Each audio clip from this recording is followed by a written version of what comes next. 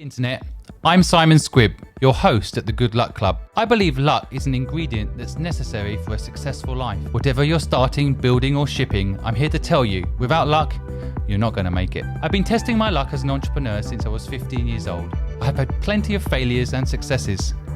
And I'm fascinated by the things I couldn't control, the moments that made my career, and the ones that threatened to end it. In each episode, I'll invite a guest to share their stories about luck, the good and bad, and together we'll test my theory about luck's role.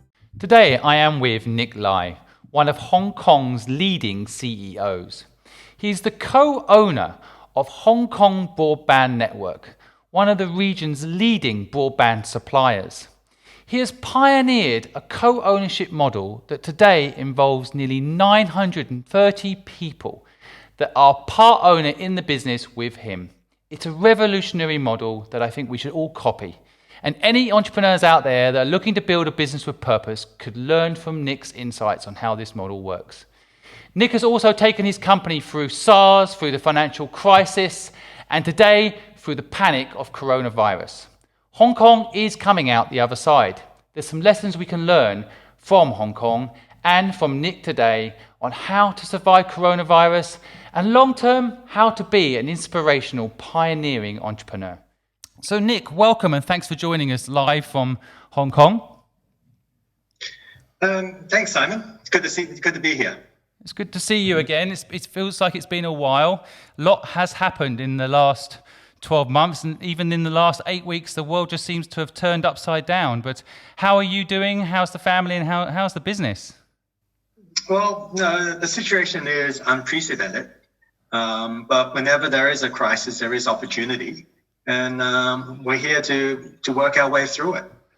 And yourself, how are you managing to push through? I mean, I'm reading that Hong Kong, it feels like Hong Kong's coming out the other end. Of course, there's always going to be bumps in the road. But, in England, we were reading about, what a scary place China was and then what a scary place Hong Kong was. And a lot of people I know that were living in Hong Kong left. And so, I feel like now Hong Kong's become almost like a case study on how to fight back the coronavirus. I know there's been a slight influx of people again back into Hong Kong, but how have you been coping as a family, as a CEO, and as a business? Well, let's start as a business. Now, what we do, we are the largest alternative telecom carrier in Hong Kong. So we provide a utility service, broadband, which is essential in this environment because that's your communication to the world. We are quite substantial. 1 in 3 households are our customer. 1 in 2 corporates, active companies, are our customer. So we're a very substantial part of Hong Kong. So how we operate is we believe we can do good and do well at the same time. I mean, do good for our community and do well for our shareholders. These are not mutually exclusive agendas. And that's what we're doing. Yeah, I can see just reading. I'm privileged to get some of your newsletters, and it's just fascinating to read some of the pioneering things that you're doing. But what did you do as a company when this first hit you? And I'm just thinking about listeners out there, particularly right now. I know that businesses in the US and in UK are panicking. How do you safeguard yourself? How do you take care of your staff? How do you take care of the business and kind of push through? Did you know there would be an end because of your SARS experience, or did you feel like it was never going to end? When you're in the middle of it, it always feels like it's never going to end. And I think that's the way you have to plan for it. So let me just have one correction. We are a company with 6,000 talents. We don't have any staff in our company. So we treat everyone as a talent. But going back to how we manage through the process is we start off by working from home. The initial reaction was when the government announced that the schools would be closed, we immediately followed and said, we'll work from home. Lucky we had the infrastructure in place to allow our talents to work from home. And then as we slowly or rapidly got used to the situation, we started having teams. So now we have 2 teams. We have separate offices, and you're only allowed to go to one office. So the offices don't intermix. The basic assumption is that based on probability, someone will come down with the virus, and then we will probably have to shut down the office and clean it.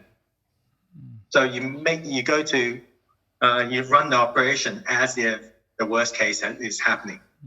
That's how we run the company. Just talk me through the timeline. Again, just thinking about listeners in the UK and the US right now that are panicking. We are getting hit with this now, I feel like. And for example, the schools only, I think today, schools are actually closing down here. So that happened in Hong Kong 3 months ago, right? Was it 3 months ago? Yeah, I mean, and we also had some closures because of the social unrest. Right. So in some ways, we were kind of warmed up for it. Okay. So but you're 6,000 employees in your company suddenly having to all work from home. How did that play out? What I'm trying to get to, I guess, is if people are listening today, how can they plan? Did you just follow the government's line? Sounds like you took your own initiative because you weren't forced to not have people come into your office. But how did you how did you then decide, for example, that to do this split office? Was it 4, 5, 6 weeks later when the cases dropped? How did you decide on these things? Well, the first thing is it's a balance. We run a utility service like electricity. I think broadband today is probably even more important than, say, some of the utilities, right? So yes. The absolute core that keeps the network running, we have no choice. Those people have to come to the office, come to the network operating center. So we keep that running. It's like being a doctor. This is what you do, right? You don't run away from the situation, you face it head on. So the core has to come into the office. But anything that is supplementary to the core, when it first happened, we said you can work from home. And of course, there is a degradation of service in the initial few days. And then as we got the feet running, we can figure out how to compensate. And eventually we went back to the office, but in a split office mode. But the key is to find the right balance between absolute essential service and then supplementing the back end. So you tone down everything that's non-essential, such as marketing, advertising, support functions, the non-essential support functions. What about on the personal side? How did you manage it? I mean, you've got children, and I know I've got a 2.5-year-old. Trying to explain to them what's going on. How have you managed that? What's been your strategy for any parents out there? You've gone through it longer than most people in the UK and the US have gone through it, and you've been through SARS. I think you were in Hong Kong during SARS, right? And you manage it as best you can. You work within the confines. I'm actually bringing my whole family back to Hong Kong. My kids go to boarding school. So they're coming back in 12 hours' time. They're on the flight now. And then they will be, by Hong Kong law, quarantined for 14 days under house quarantine. Right. With a bracelet. It's like home arrest, but home quarantine. There's an app and there's a bracelet that tracks where you are. Wow. Okay. So anyone going into Hong Kong now will have a 14-day mandatory quarantine, and you'll be almost like home monitored, like a prisoner. It is when they come out of prison. Sometimes they have these monitoring systems to make sure that's what's going to happen, is it? There's a light version of that. Right. There is an app. But from a family perspective, what we said is, whatever happens, it's best for us to be together. Right.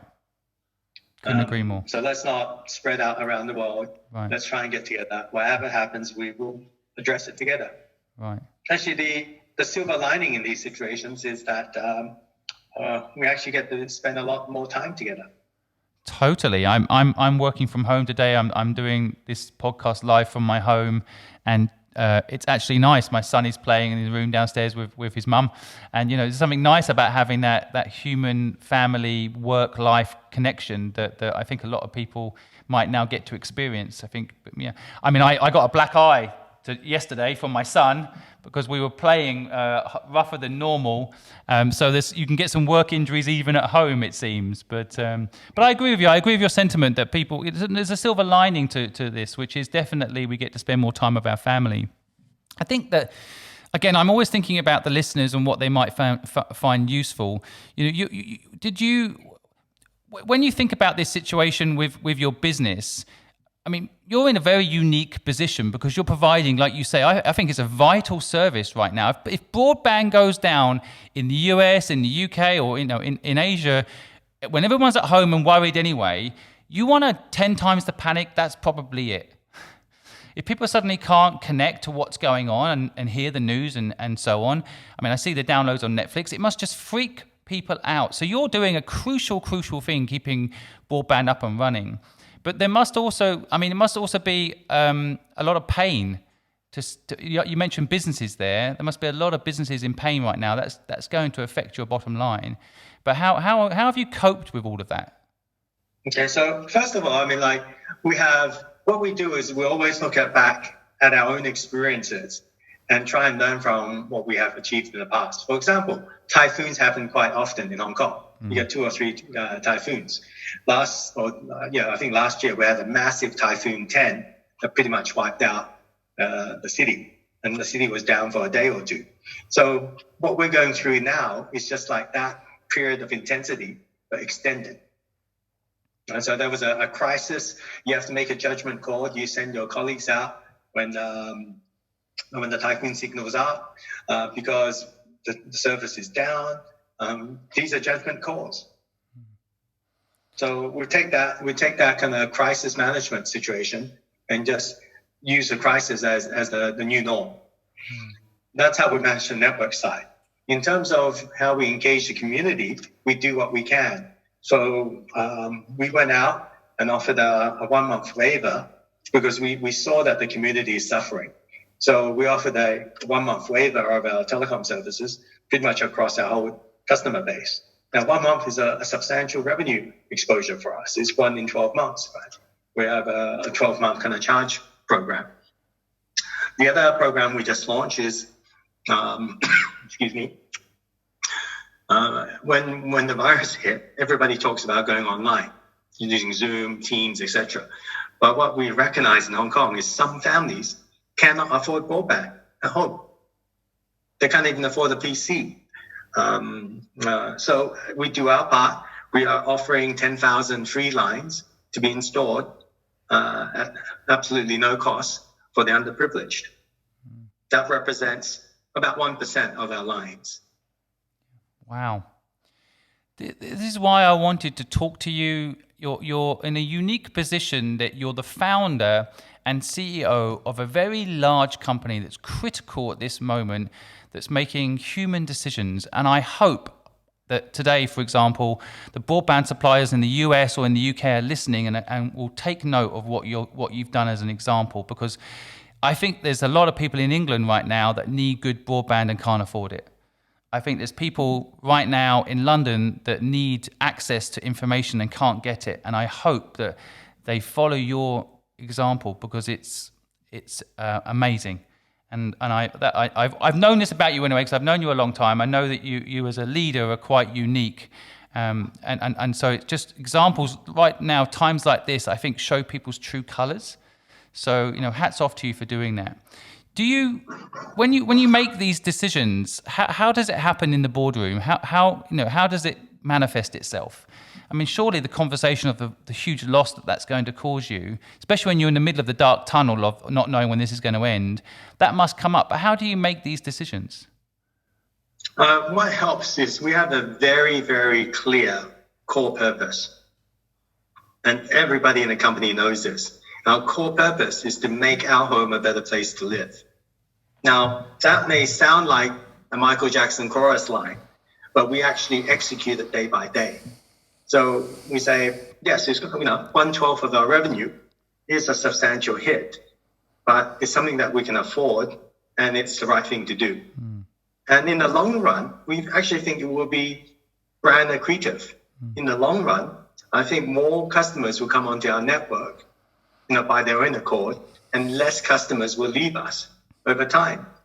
That's why we believe it's possible to do good and do well. It's not mutually exclusive.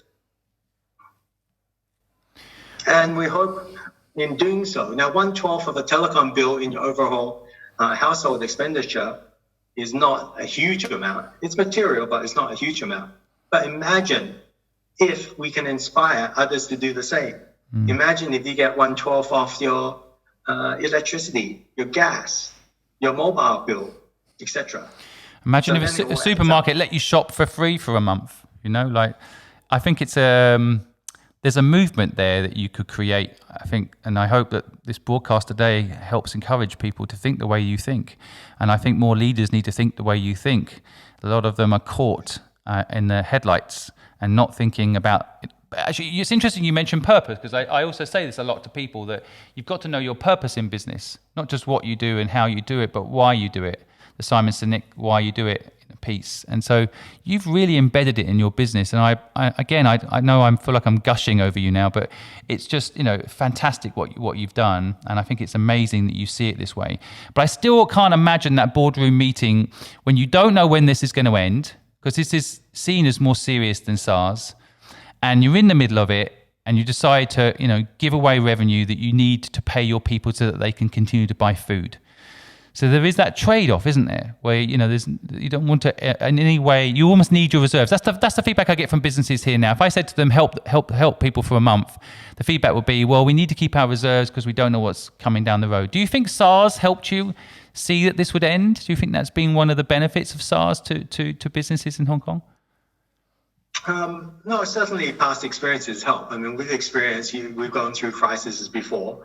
Granted, this is unprecedented, the global scale of this crisis. But at the end of the day, we think it's the right thing to do. Now, our core purpose is very, very, very clear. So we had a very, very easy debate. It was like a 45-minute discussion amongst the executive team.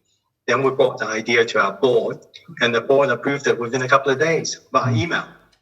Wow. Because everyone is centered around the core purpose. We already know what the core purpose is, and this makes all the tick marks.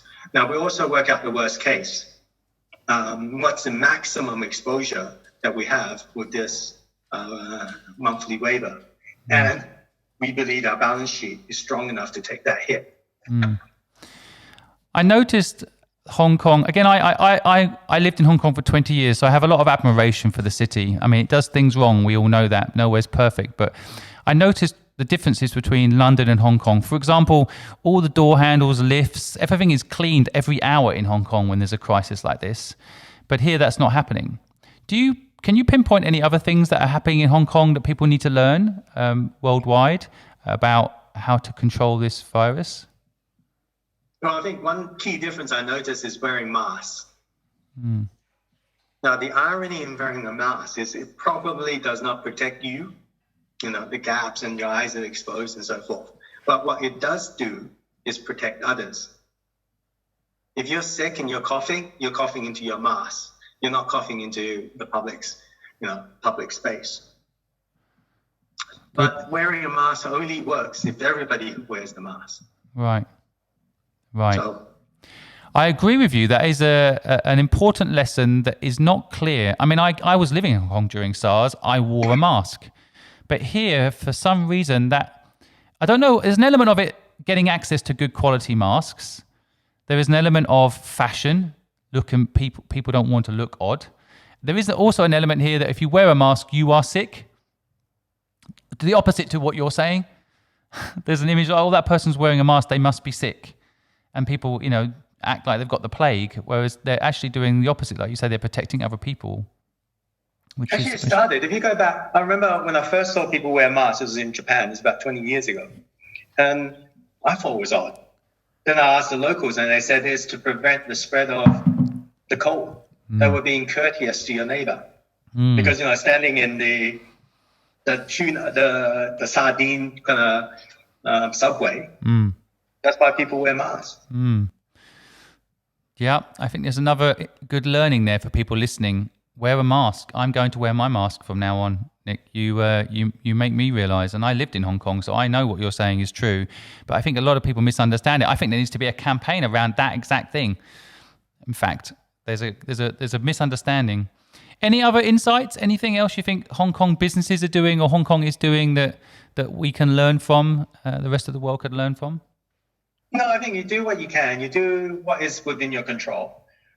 For example, our separate office situation, right? We assume that we will get hit.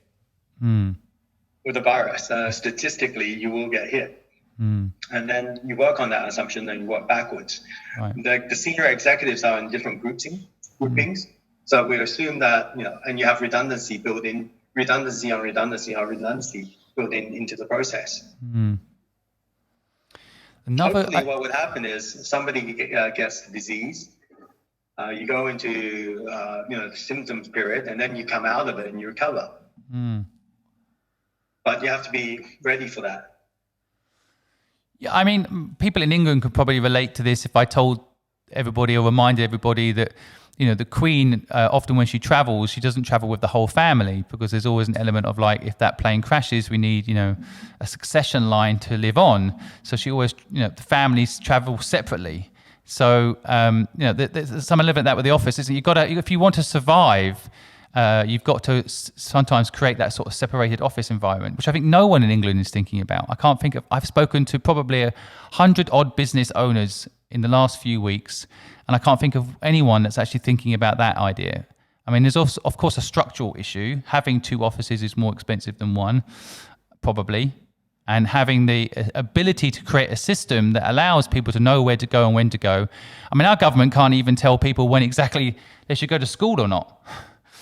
So, I think there's the management required to get that right is huge. 6,000 people split into 2 and all knowing where to go and where to sit and what to do and getting access to all their equipment. Wow, that is a big job, Nick.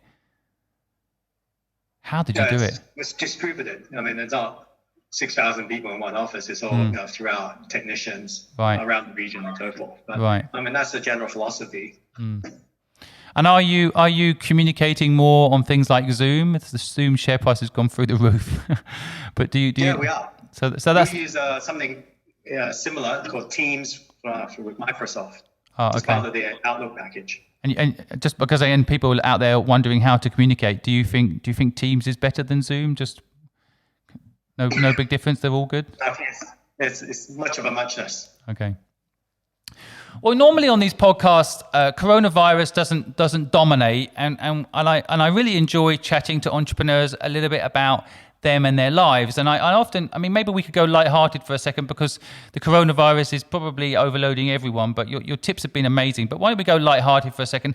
I'm really interested just from you personally, what you think success is. How do you define success?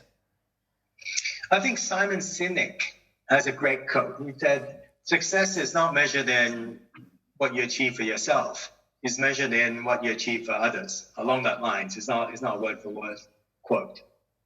But I truly believe that. I mean, of course, you have to achieve enough to support yourself and your family. But beyond that point is the impact you have on the society around us. Is that why you got into the business you got into, do you think? Because it does have such a massive impact, doesn't it? The broadband connectivity piece. Is that why? It can be any business, but it's the way the business is run. Clay Christensen talks about, he's the author of Innovator's Dilemma. I was on stage with him once. It was the pinnacle of my career. It's been downhill ever since. Yeah, amazing. Yeah. But he also is the author of How Do You Measure Your Life? Right. And I think he makes a great point. Being in management is actually a very honorable role, because it affects other people's lives. So being in management, we can shape, hopefully in a positive way, other people's lives. And, if you look at the society, if you look at Hong Kong in particular, there's a lot of issues in Hong Kong. There's income disparity. Hong Kong has one of the widest Gini efficiency in the world, between the rich and the poor. So what we've done in our company is create a co-ownership structure where we have 900 of the 6,000 talents we have in the company are co-owners of the company. And on our name card, it says co-owner. If we do well as a company over a decade, those 900 people will do very well in terms of their family wealth creation. But the key difference between being a co-owner and a normal employee is a co-owner has to write the company a check to buy shares. So you have skin in the game. It's not a free ride. It's not a stock option. It's like a long-term a supercharged investment scheme that is linked to the performance of the company. So we care about this company. Actually, the co-ownership thing, that's something I think a lot of people in the US and in the UK do not know about. Just for a second, explain how that came about. How did you come up with the co-ownership model, and how did you implement it? Well, we believe in management by alignment rather than management by order.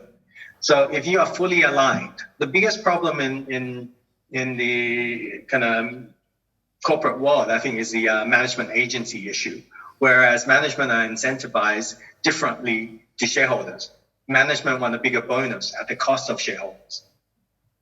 We're the other way around. We are the shareholders. We create our wealth through ownership, not through our salary.